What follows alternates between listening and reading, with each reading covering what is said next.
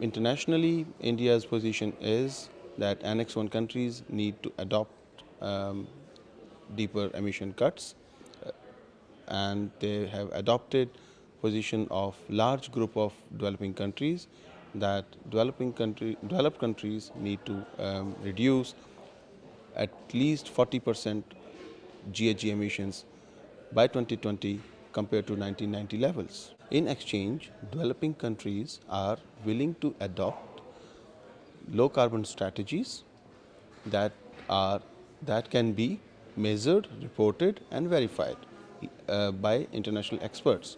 There is a sense of mistrust among developed and developing countries. That is primarily because of Kyoto Protocol commitments not yet fulfilled.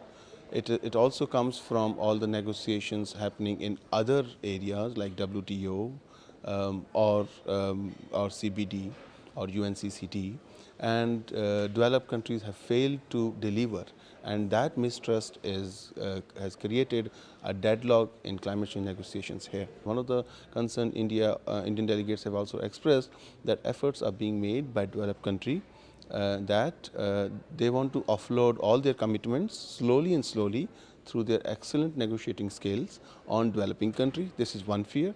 Second fear is few of the developed countries might like to escape from any type of legally binding commitment. India is doing its homework.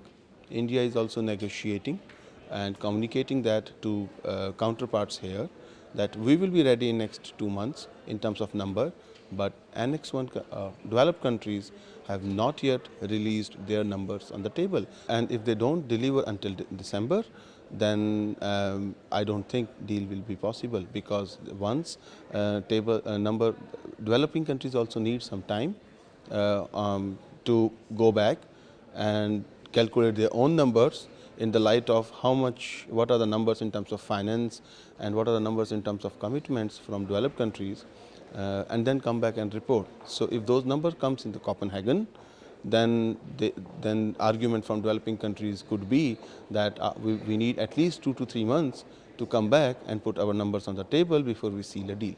There is a growing frustration among delegations, and delegation feels that they have been already very proactive. There are proposals on the table.